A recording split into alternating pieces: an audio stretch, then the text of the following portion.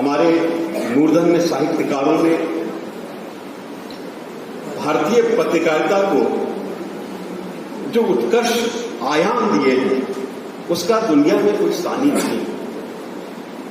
हमारा स्वाधीनता संग्राम पत्रकारों की कलम के बिना कभी भी मुकम्मल नहीं हो सकता।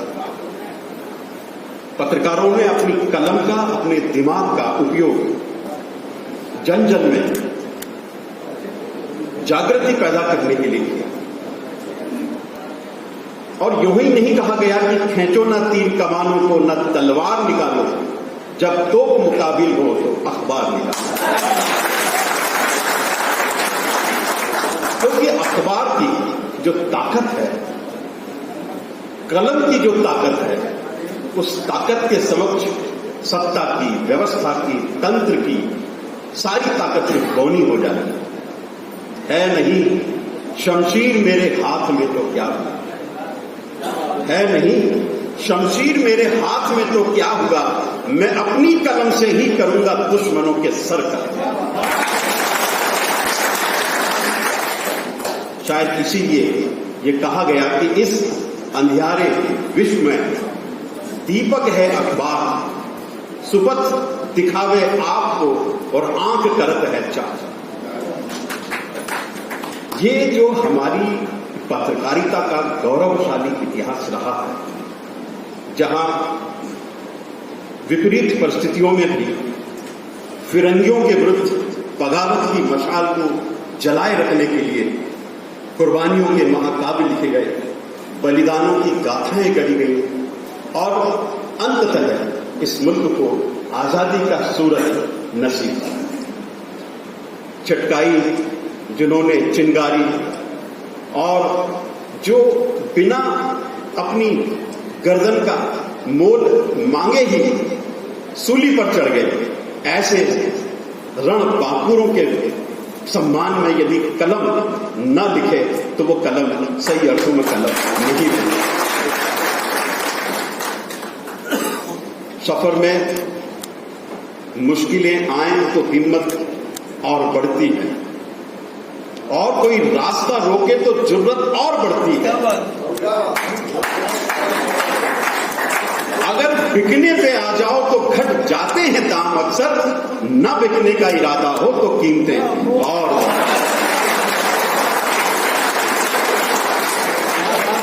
ये आदत हमारे कलमकारों का रहा है, और ये कहा जाता है कि पत्रकारिता समाज का दर्पण है। और ये बात हमें गांठ में बांध कर रखनी चाहिए कि सच घटे या बढ़े, सच ना रहे। सच घटे या बढ़े, सच ना रहे, और झूठ की कोई इंतहा ही नहीं। चाहे सोने के फ्रेम में जड़ दो, चांदी के फ्रेम में जड़ दो, आईना झूठ बोलता ही नहीं। सच सच ही रहेगा, और जो कलमकार सच की इबादत करता है, दुनिया उसका भी सम्मान करती है, उसका अर्चन करती है, वंदन करती है। निसंदेह परिस्थितियां बहुत विपरीत हैं, चुनौतियों का पहाड़ हमारे सामने है, विषमताएं हैं, समस्याएं हैं, और दुनिया में आदमी को मुसीबत कहा नहीं, और वो कौन सी जगह है जहां आसमान नहीं। तो समस्याएं तो सब जगह है, लेकिन जब एक कलमकार का हौसला, उसका लक्ष्य उस आईने की तरह होता है जो 1000 टुकड़ों में बिखरने के बाद भी अक्स दिखाने का अपना मूल धर्म नहीं छोड़ता। हजारों टुकड़े कर लो, जब भी टुकड़े को आप उठाकर देखोगे कांच का, तो उसमें आपका अक्स दिखाई देगा, आपका चेहरा दिखाई देगा। इसीलिए समाज का जो दर्पण है, पत्रकारिता, मीडिया, ये जब तक समतल दर्पण है तब तक तो हमें आईना दिखाई देगा, लेकिन यदि ये उत्तल हो गया, अवतल हो गया, तो फिर हमें विकृत रूप दिखाई देगा, विद्रूप रूप दिखाई देगा, अकल्पनीय रूप दिखाई देगा। और कभी कभी हम मेलों ठेलों में जाते हैं तो कांच की बहुत सारी एक दीर्घ जो है दीर्घा लगी रहती है। जब हम अंदर जाकर देखते हैं तो विचित्र प्रकार के कांच होते हैं। हम अपने आप को ही देख देख कर खूब हंसते रहते हैं, समझ में नहीं आता कि ये हम ही है या और कोई है। तो पत्रकार की तो परीक्षा हर रोज होती है।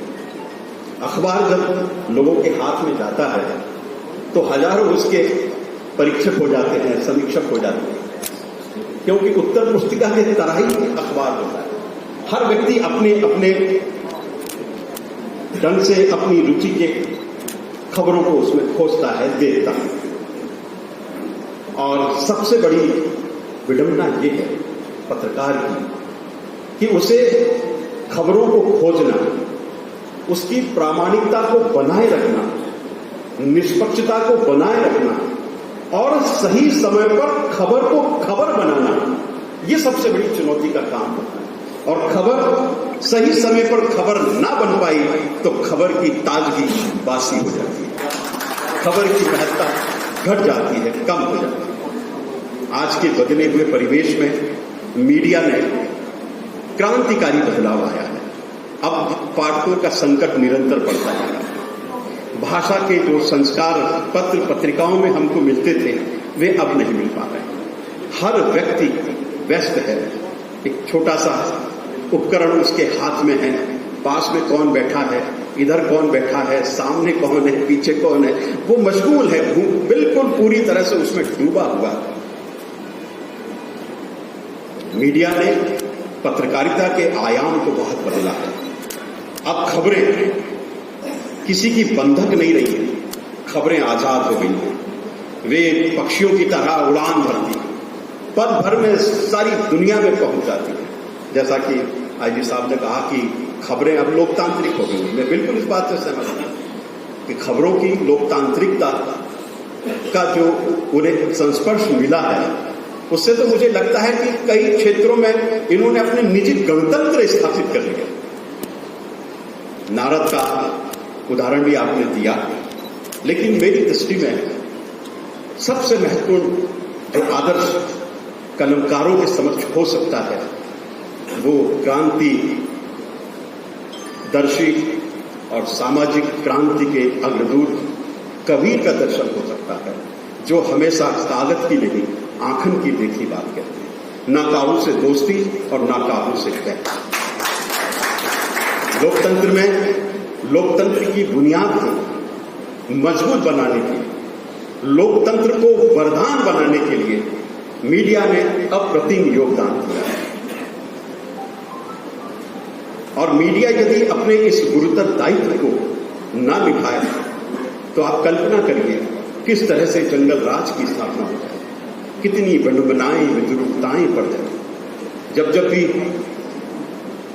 समाज में ऐसी परिस्थितियां निर्मित हुई जब न्याय सुशासन स्थापित नहीं हो पाया तो कलमकारों ने उनके विरुद्ध आवाज को बुलंद किया और सुशासन की स्थापना में अपनी महती भूमिका अदा की। आप सब निश्चित रूप से समाज के स्वस्थ निर्माण के लिए, समाज के परिष्कार के लिए, लोकतंत्र के मूल्य और उनकी मर्यादाओं की स्थापना के लिए सतत संघर्ष करते हैं। इसलिए आपका पेशा निश्चित रूप से पवित्र पेशा है, पवित्र काम है और इस पवित्र काम को मैं हृदय से नमन करता हूं, प्रणाम करता हूं। एक बात और महत्वपूर्ण ये मैं कहना चाहूंगा कि समाज का जो वंचित वर्ग है, शोषित पीड़ित जो बेजुबा वर्ग है, जिसकी कोई आवाज नहीं है, उनकी समस्याओं को करीब से देखना, जानना, समझना, उनके अधिकारों के प्रति लोगों को जागरूक करना और उस दिशा में सकारात्मक वातावरण और माहौल बनाना, ये हमारी मीडिया की सबसे बड़ी जिम्मेदारी होती है। जो राष्ट्रीय धारा से कट गए हैं, जो समाज के अंतिम छोर पर खड़े हुए हैं, जिन्हें वास्तव में आवश्यकता है मदद की, जिन्हें वास्तव में आवश्यकता है उनके भीतर चेतना जागृत करने की, अपने अधिकारों के प्रति, अपने जो अधिकार हैं उनके प्रति उनमें चेतना जागृत करने की ये काम हमारा मीडिया बखूबी कर सकता है। जैसे कोरोना वायरस के संबंध में आज पूरे देश में एक पूरा देश आंदोलित है। हर बच्चा ये जान गया है कि कोरोना वायरस क्या है।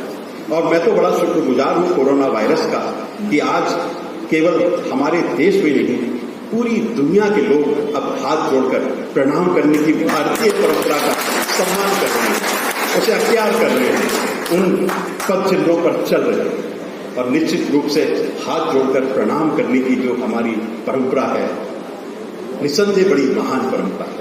जब हम किसी को हाथ जोड़कर प्रणाम करते हैं तो केवल उसके प्रति हम अपनी आस्था ही व्यक्त नहीं करते, वरन उसके प्रति हम अपनी कृतज्ञता भी व्यक्त करते हैं और अपने भावनात्मक रिश्तों को भी मजबूत बनाने का प्रयास करते हैं। मैं इस मुबारक मौके पर पत्रकार कल्याण परिषद का हृदय से बहुत बहुत आभारी हूं। आपने हमें यहाँ आमंत्रित किया, आप सबसे बातचीत करने का मौका दिया, अवसर दिया। और अंत में ये मैं कहना चाहूंगा कि अब पत्रकारिता के जो परंपरागत आयाम थे वे निरंतर बदल रहे हैं। सोशल मीडिया, व्हाट्सएप, ट्विटर और ऑनलाइन जर्नलिज्म जिसने पत्रकारिता को एक नया क्रांतिकारी स्वरूप प्रदान किया, जिससे खबरें अब बहुत तेजी से वायरल होती हैं, सब दूर जाती हैं। ये बात और है कि उसमें प्रामाणिकता कितनी है, विश्वसनीयता कितनी है। खबरों की प्रामाणिकता, विश्वसनीयता, तटस्थता और सबसे महत्वपूर्ण ये है कि हम अपने विचारों को इस तरह से संयोजित करें कि हमारे विचारों के आधार पर खबरें ना बने, वरन खबरों के आधार पर हमारे विचार निर्मित होने चाहिए, तभी हम खबरों के साथ में न्याय कर पाएंगे। अंत में मैं आप सभी के सुखद समृद्ध भविष्य की कामना करता हूं। आप सबके साथ हम सब पुलिस और प्रशासन आत्मीय रूप से जुड़ा हुआ है। सुबह उठकर हम सबसे पहले आपसे ही मुखातिब होते हैं अखबार के माध्यम से, आपकी खबरों को ही हम नमन करते हैं, प्रणाम करते हैं और लगता है कि खबरों में दम है, इन खबरों में प्रामाणिकता है, इन खबरों में नजर दौड़ाने की आवश्यकता है, तो उसे हम आवश्यक कार्रवाई के लिए संबंधित लोगों को प्रेषित भी करते हैं, समीक्षा भी करते हैं और आप सब समाज का सही अर्थों में आईना उन खबरों के माध्यम से हमारे समक्ष रखते हैं। ये गुरुतर दायित्व आप बखूबी निभा रहे हैं, इसके लिए भी आप सबको मैं बहुत बहुत तहे दिल से बधाई देता हूं, शुभकामनाएं देता हूं। और अंत में कि निगाहों में सपने सजा कर तो देखो, निगाहों में सपने सजा कर तो देखो, इरादे को मकसद बना कर तो देखो। निगाहों में सपने सजा कर तो देखो, इरादे को मकसद बना कर तो देखो। किनारे पर रहकर किसे क्या मिला है, जरा बीच समंदर में जाकर तो देखो।